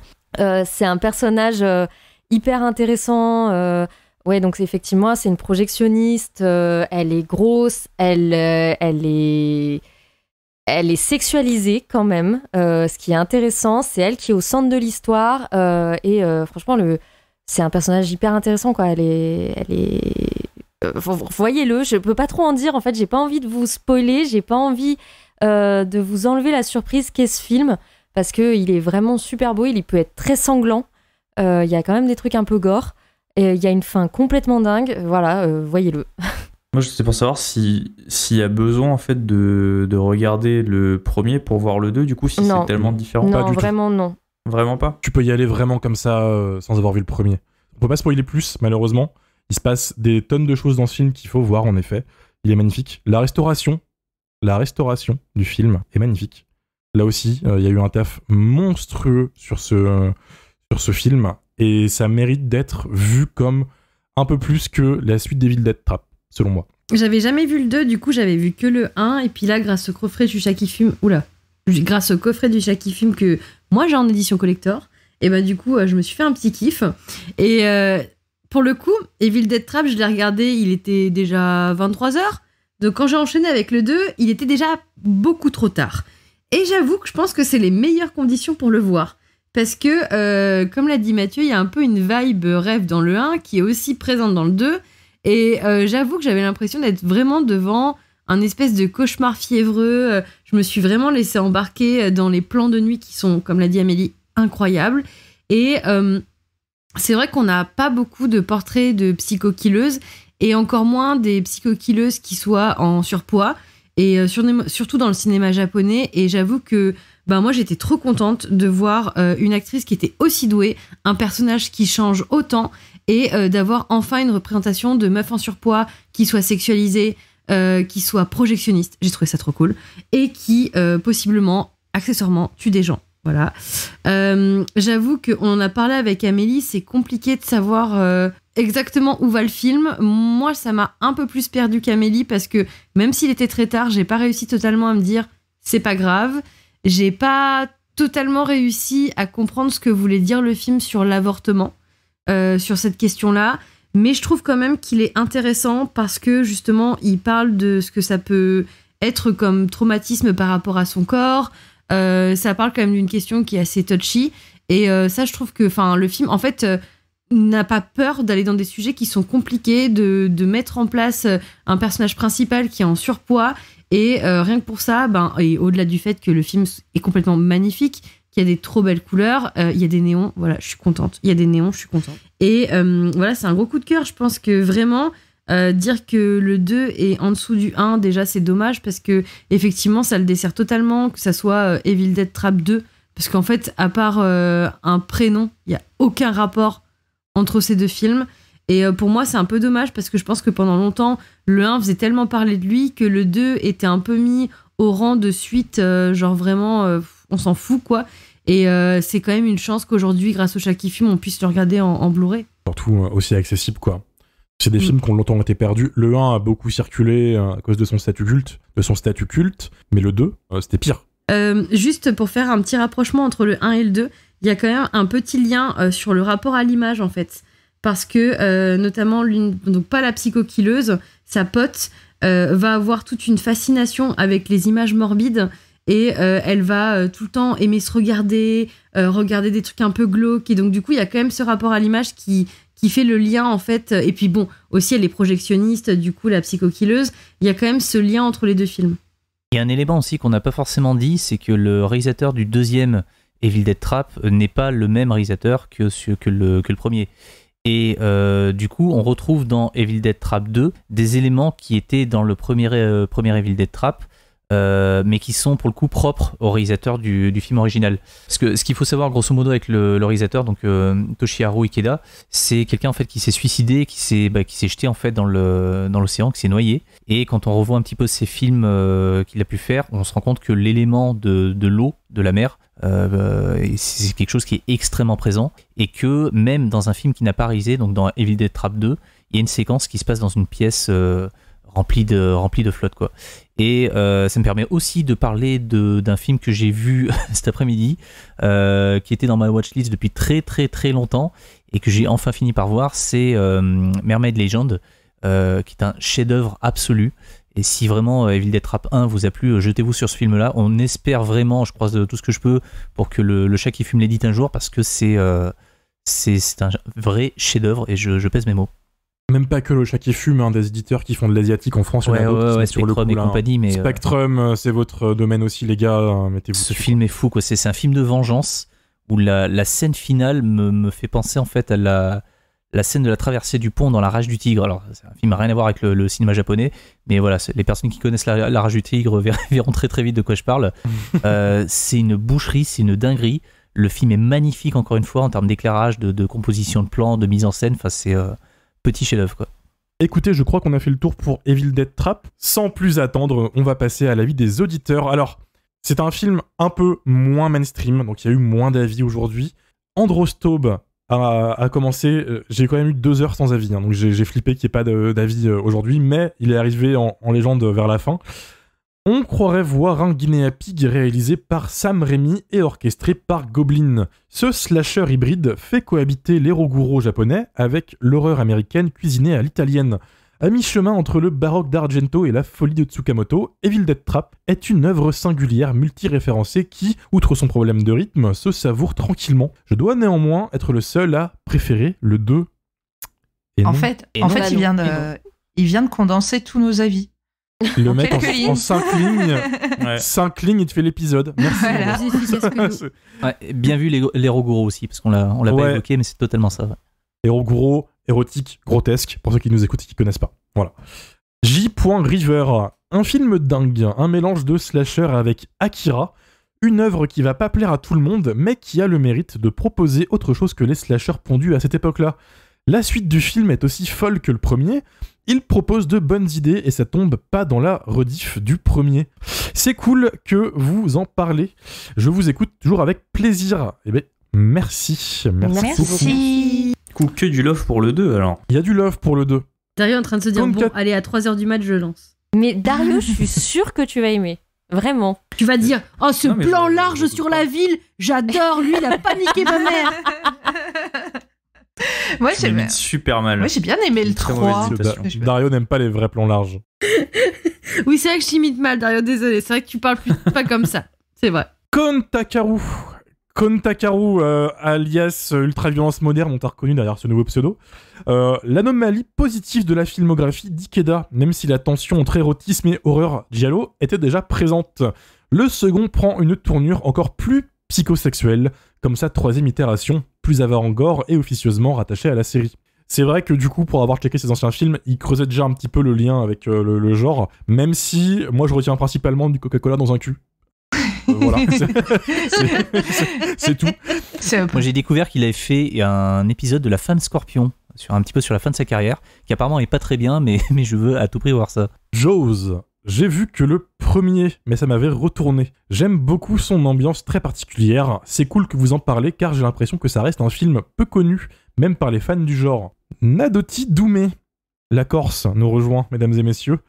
J'aime pas le 3, qui se passe à l'époque médiévale. Moi, je l'aime bien. Moi, c'est mon préféré. Ouais, moi aussi. Meilleur rôle de Bruce Campbell, mesdames et messieurs. Putain, mais c'est un level de blague à la Lily. T'es contente, Lily? Oui, je suis. Faut pas rigoler parce qu'il va continuer. Je suis très heureuse. On le nourrit là, on l'encourage, c'est terrible. Mais soit dit en passant, Evil Dead Trap, c'est le meilleur Evil Dead sans Bruce Campbell. Voilà. Alors, je suis pas d'accord avec ça. Je suis pas d'accord avec ça parce que au niveau des titres en fait qui contiennent Evil Dead, il y a un film qui s'appelle Oliver Jean versus The Evil Dead, qui est un film de catégorie 3 hongkongaise, que je suis pas sûr que vous ayez beaucoup vu en fait là, et je vous le conseille très fortement, c'est vachement bien. Moi je connais Evil Head. Evil Head, j'allais le dire. Voilà. Il y en a deux Evil Head. Il y a Evil Head, le film d'horreur, et Evil Head. Moi, je pense à l'autre, moi.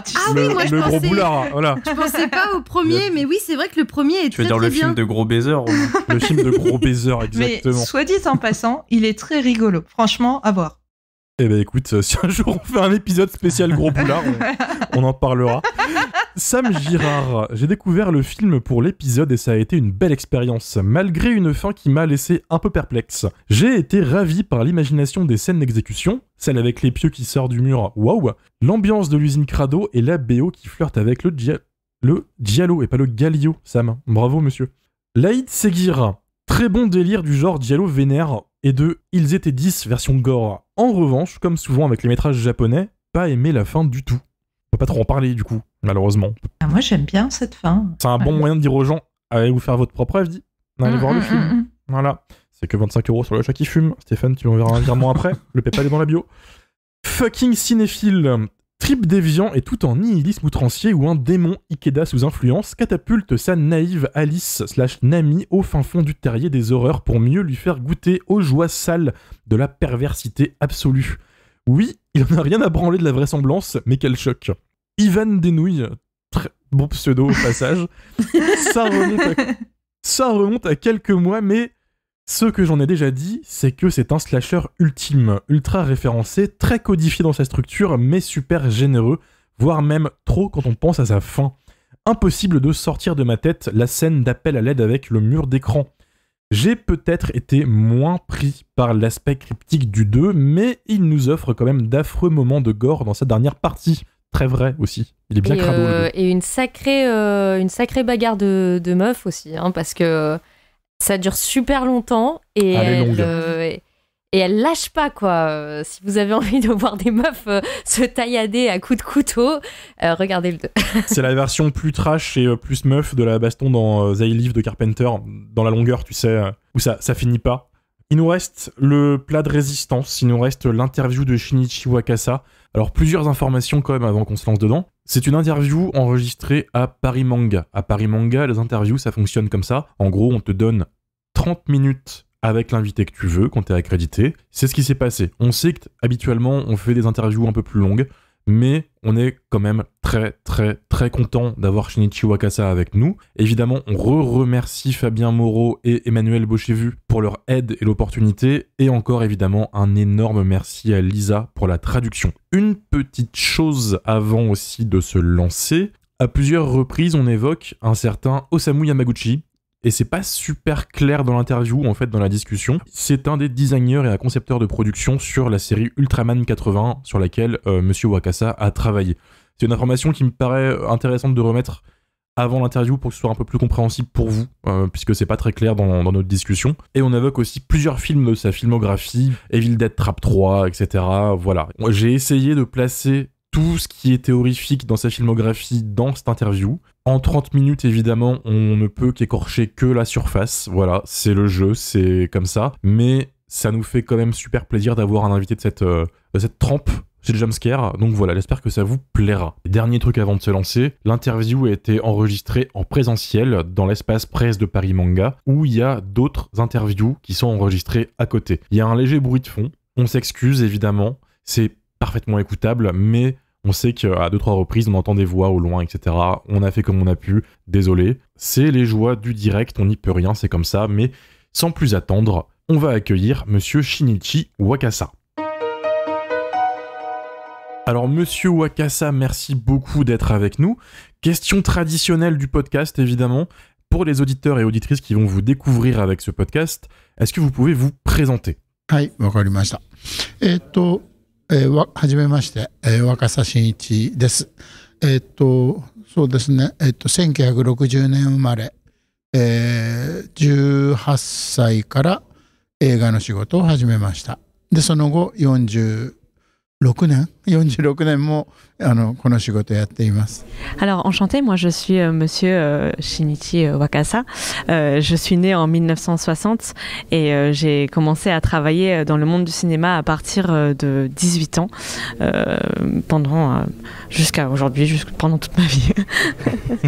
Alors, une de vos premières expériences professionnelles, c'est Gakidama, un moyen-métrage de créature réalisé par Masayoshi Tsukita en 85, dans lequel un journaliste se perd en forêt et se fait hanter par un démon. Comment est-ce que vous êtes arrivé à faire ce premier pas dans le milieu? その映画に入ったのはどうしてですか？紹介されたとかどのきっかけがあって。ちょっとごめん、あなたに話をしてないけど、僕が一番最初に20歳で仕事を始めた時に関わった仕事がウルトラマン80っていう円谷プロの作品で、その時のキャラクターデザインをしてた方が山口周さんっていう人で、その人がガキ玉の美術監督だったんで、その人から呼ばれて僕はガキ玉を造形することになりました。Donc j'ai oublié juste de vous dire que moi dans les années 80 j'ai travaillé sur Ultraman 80 et c'est ici que j'ai rencontré monsieur Yamaguchi Yamashiro, ouais.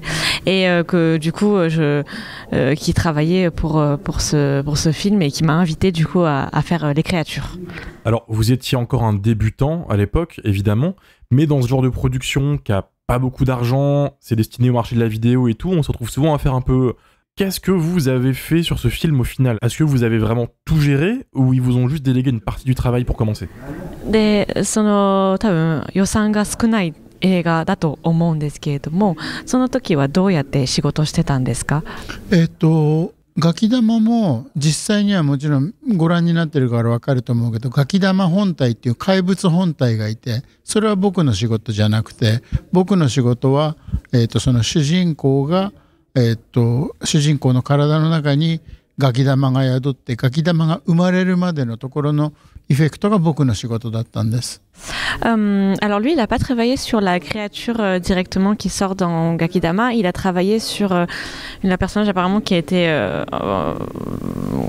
comment on dit, hanté. Enfin, il y avait quelqu'un, ouais, c'est ça, qui était hanté par la créature. Et il a travaillé sur tous les effets sur ce personnage dans le film. D'accord, d'accord. Est-ce que le budget était une grosse limitation? で、予算はやっぱり安くあまりなかったですか？それとも。まあ予算も少なかったんですけど、まあどうしよう言ってもいいかな。その頃結構円谷プロが結構会社が困ってる時代で、実際お金をもらうのにその後2年ぐらいかかっちゃったんだよね。お金払ってくれなかったから。Oui, alors tout d'abord, c'est vrai qu'on avait un budget qui était très serré. Et en plus, sur ce projet, il a été payé que 2 ans après parce que la boîte était vraiment en train de couler. Donc, il dit, je suis pas sûr que j'ai le droit de le dire, mais bon, c'était compliqué quand même. Ça va, c'était il y a longtemps. だからもうそのプロデューサーも作品が終わったらいなくなっちゃったり、会社から逃げ回ったりしてたから。C'est vrai qu'en plus, le producteur avait fui la boîte et évité tout le monde pour éviter de payer parce qu'ils étaient sous l'eau en fait. Est-ce que vous étiez un gros consommateur de films d'horreur à l'époque? その時はホラー映画よく見てたとか、そういうホラー映画が好きっていうのがありました？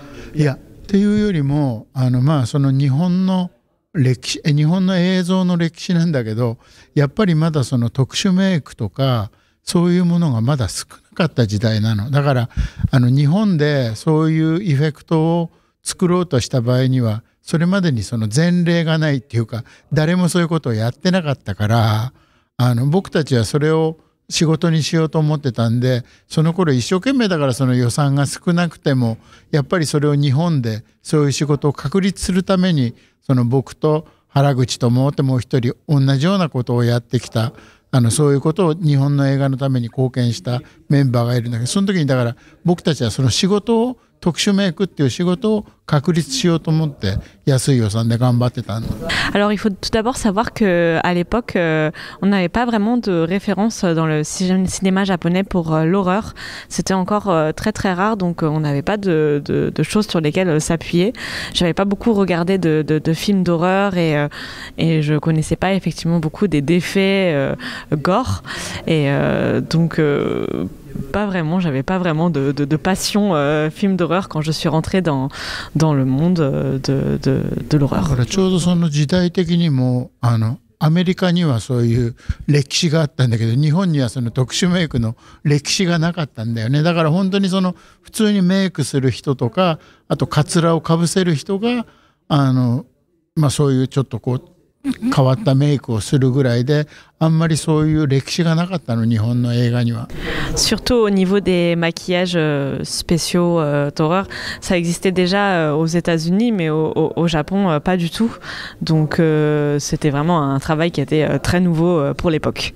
それでそのアメリカとかのそういう仕事をしてる人たちのを見て、一番最初にその僕と原口くんが2人一番そういうものに感化されてっていうか、そういう仕事がしたいって思ってそういうのを一生懸命やってたの。Ok.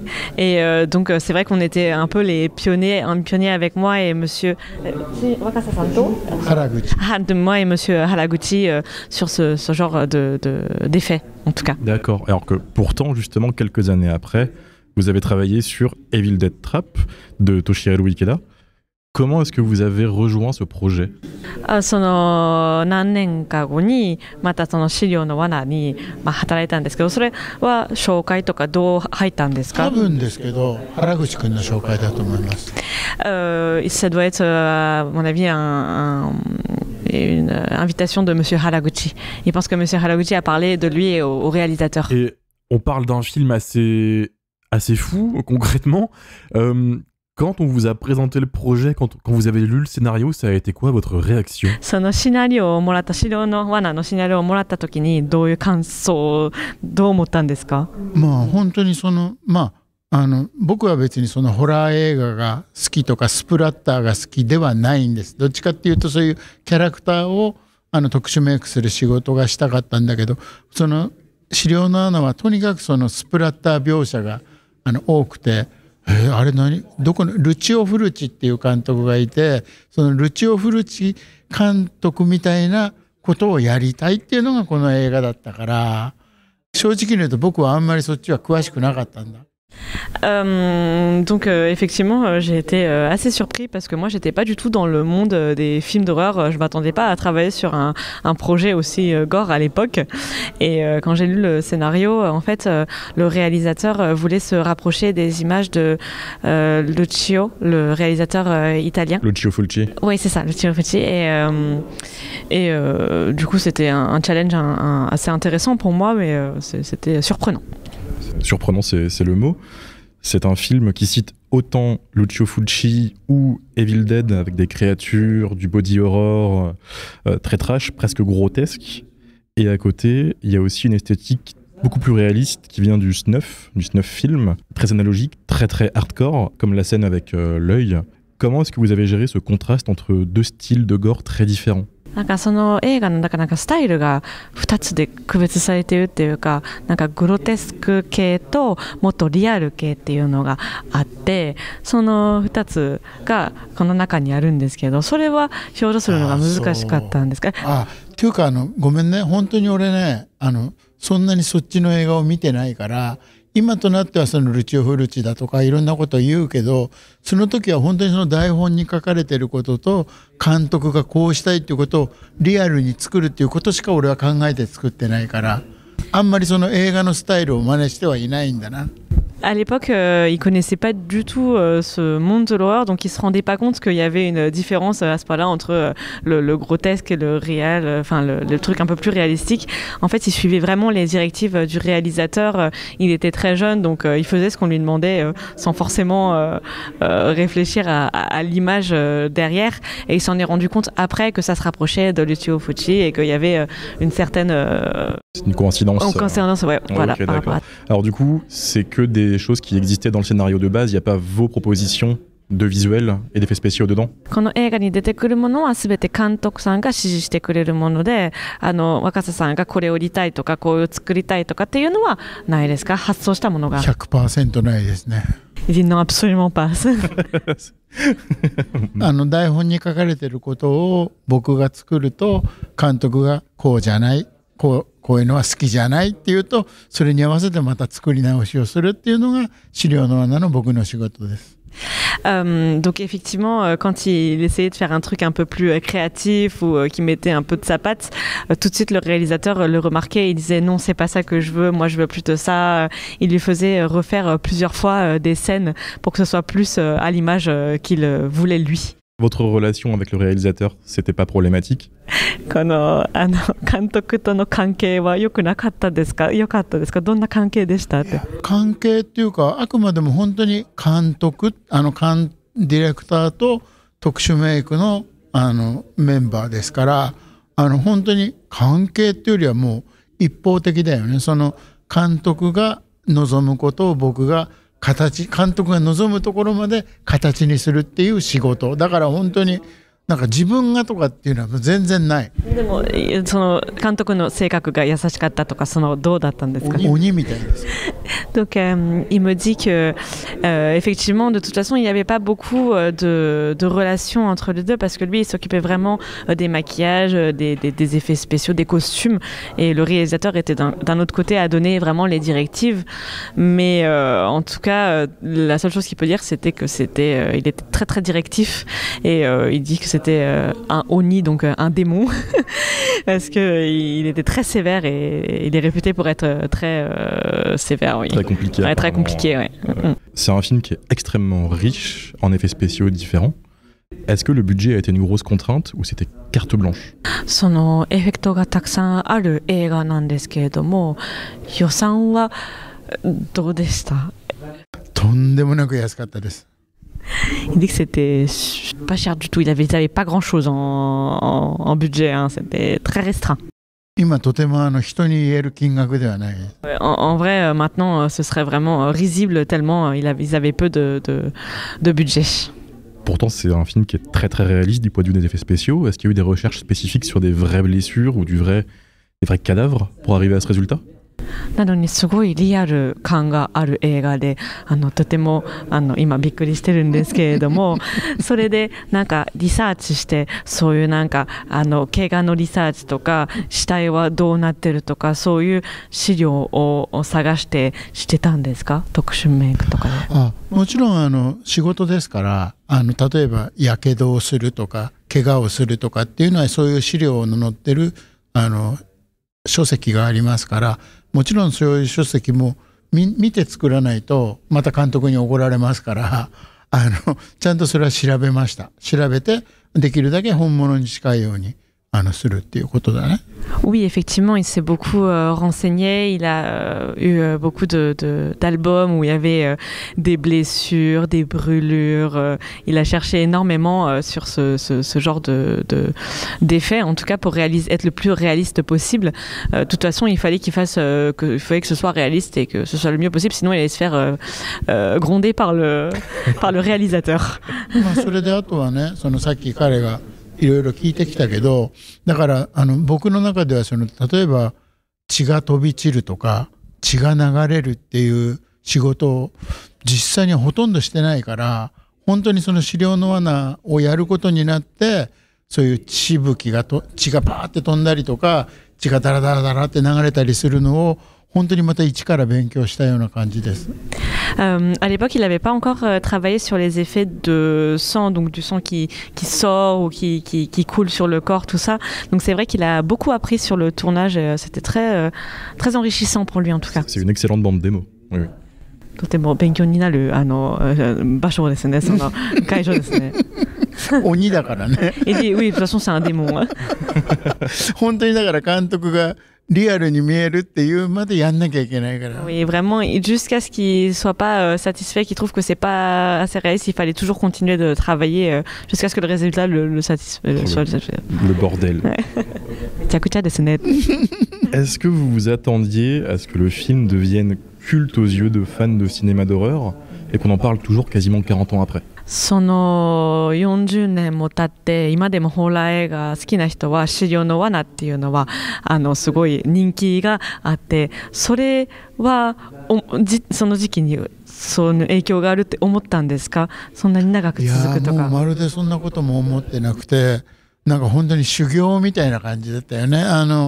でも本当に言っておきますけど、そんだけ鬼だとかなんとか言っても結局池田敏治っていう監督と一緒に仕事ができたから、その人と仕事したら多分他に怖い監督もいないし、それ以上無茶なことも言われないし、何も怖くなくなりました。だから本当にそれが僕の映画のかなり初期の仕事だから、本当にそれが僕のその後の映画人としての基本をそこで作ってもらった気がします。Ah oui. Donc non, il ne s'attendait pas du tout au début à ce que ça prenne une ampleur pareille. À l'époque, il venait tout juste de commencer encore. Et c'est vrai que comme il venait de commencer... Ah oui, il était plutôt en train de très concentré sur son travail. Il était concentré sur... C'était un apprentissage... titanesque pour lui. Et il me dit juste après que, en fait, il dit que c'est un démon, tout ça et tout, mais d'un côté, il le remercie parce que c'est vraiment ça qui a créé son caractère. Après ça, il a plus du tout eu peur d'aucun réalisateur. Il s'est vraiment vacciné de ce genre de choses. Il a plus peur de rien. Il a vécu son expérience la plus terrifiante avec ce film et ça lui a forgé le caractère en tout cas. Donc il en est fier. だから誇りに思ってる映画ですね、仕事ですね。そうです。Oui. で、あとはもっとね、正直なことを言うと、僕たちの仕事って例えば映画でね、映画の最後のエンディングの時にちっちゃく特殊メイク若狭真一って出てくるんだけど、この映画は僕がこういうのを本格的にやった作品で、そんだけ僕が悩んで苦しんで作品作って、そしたら映画のオープニングに一枚看板で若狭真一って出てくるの。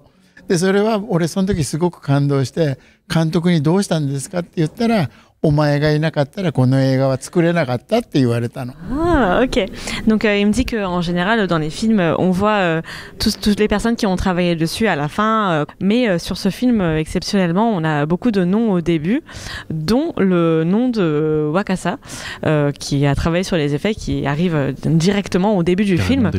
Et il a demandé pourquoi est-ce que le réalisateur avait fait ce choix, et le réalisateur lui a dit que s'il n'avait pas été là, il n'y aurait jamais eu un résultat aussi réaliste et beau, donc il l'a remercié, il l'a mis en opening du film. C'est beau, une histoire qui finit bien. すごいいい話ですね。Par contre, vous n'avez pas travaillé sur la suite du film. Vous n'avez pas été contacté sur le 2 du coup sur le 2, Evil Dead Trap 2. その2で働いてないんですけど、なんか呼ばれてないとか。その2っていうのは監督が違うんじゃない？ Ah, le deuxième, le réalisateur, c'est pas le même, non? C'est pas le même réalisateur. だから監督も違うし、多分制作のもう会社もちょっと違う会社になったと思うから、それで僕はやってないだけです。Oui, c'était pas du tout la même entreprise non plus, donc il a pas été appelé. Donc ils l'ont pas rappelé. Ils l'ont pas rappelé. Tout simplement. Ouais, voilà. Par contre, il y a eu Evil Dead Trap 3, qui est le titre international, qui est réalisé par le même réalisateur que le premier, et là vous revenez dessus. で、主要の罠の3したのはあったんですけど、若狭さんがその映画で関わったですね。はい。C'est un film qui est radicalement différent, beaucoup moins démonstratif et moins gore que le premier, avec un peu de giallo dedans. Comment est-ce que vous avez approché ce changement radical de style? 結構スタイルが違くて、グロいの少ない映画で、それはどうその関わったんですか？何を思って？だから僕がその池田さんと仕事をする時っていうのは、やっぱりまずは池田さんがどうしたいかっていうことをまず考えるっていうか、それで俺は行動してるから、池田さんと相談してこういう表現が欲しいって言われたことを僕は作ってるから、それはだから映画によって池田さんがやりたいこと、その血がいっぱい見たいのか血は見せたくないのかっていうことに合わせて僕は仕事をしてたんだよね。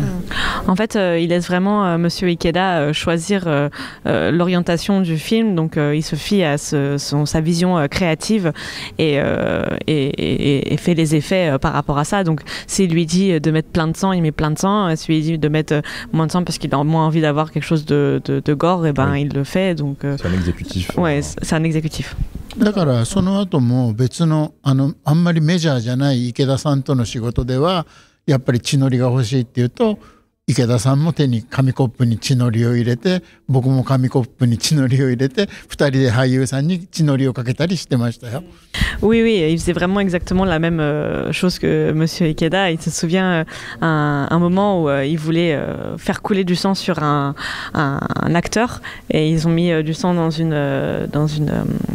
un verre en plastique, et tous les deux ils le versaient sur l'acteur en même temps pour qu'il y ait une descente de sang, partout. Et est-ce que du coup votre relation avec le réalisateur s'est mieux déroulée sur celui-là? じゃあその池田さんとのその3の時にその関係はうまくいった、その1より苦しくなかったですか？ 1だけが本当に大変だっただけで、それ以外の作品はもう池田さんも僕のことを信じてくれたし、だから多分1の時は僕のことを信じてなかったんだと思う。Oui, oui, c'était complètement différent. C'est juste le premier où ça a été vraiment compliqué pour moi. Mais une fois qu'il a vu de quoi j'étais capable, entre guillemets, il m'a fait confiance. Et à partir du moment où il avait confiance en moi, il était plus... Plus serein. Ouais, plus serein. Et c'était une meilleure ambiance pour le 3 en tout cas. Tant mieux. Yokata desu ne. Dernière question, est-ce que toute cette expérience au sein du cinéma d'horreur vous a aidé pour votre future carrière dans le cinéma de kaiju? そのホラー映画の経験があったから怪獣映画とか他の、若狭さんが関わった映画に役に立ったんですかね。これがすごい多分精神論だと思うんだけど、やっぱりその映画に携わるっていうか映画の仕事をするっていうことはこういうことだっていうことを池田さんは本当に俺に叩き込んでくれたんだと思う。これは通じるかどうかわからないけど。Oui, oui, c'est sûr. De toute façon, c'est vraiment Monsieur Ikeda qui m'a enseigné, en tout cas, l'art du cinéma, à me dire le cinéma c'est comme ça, le cinéma il faut faire ça. C'est lui qui l'a introduit en tout cas à ce milieu et qui lui a permis de mieux comprendre les mécaniques et le monde du cinéma. Et voilà, le temps est écoulé. On sait que c'est un peu court. Mais on a été très content de recevoir Monsieur Wakasa. Encore un gros merci à Elisa pour la traduction, ça a dû être un petit peu tendu. Merci à tous d'avoir écouté cet épisode. N'hésitez pas à nous rejoindre sur les réseaux sociaux Jumpscarecast sur Twitter et Instagram. N'hésitez pas à lâcher le petit 5 étoiles qui fait plaisir sur Spotify et Apple Podcast. Merci à l'équipe, merci à tous d'avoir supporté ce d'avoir film. Fait l'interview. Merci. Oui. J'ai affronté le RERB. Donc j'espère que vous avez savouré cette interview parce que je ferai pas ça souvent. On se dit à vendredi prochain pour un film encore une fois radicalement différent, encore un grand écart, mais on espère que ça vous plaira. D'ici là, portez-vous bien. Salut. Bisous. Salut. Bonsoir. Moi j'ai des bisous moi.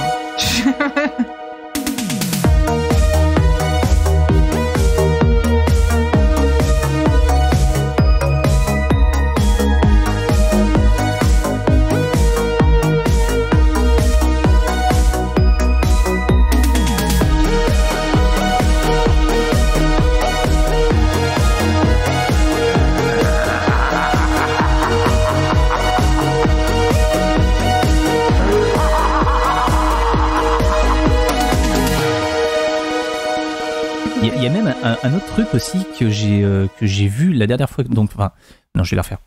Il y a même un autre aspect qui m'a pas forcément sauté aux yeux les précédentes fois, mais qui... je vais la refaire encore une troisième fois. La scène post-crédit, elle est là. Ah non, pitié.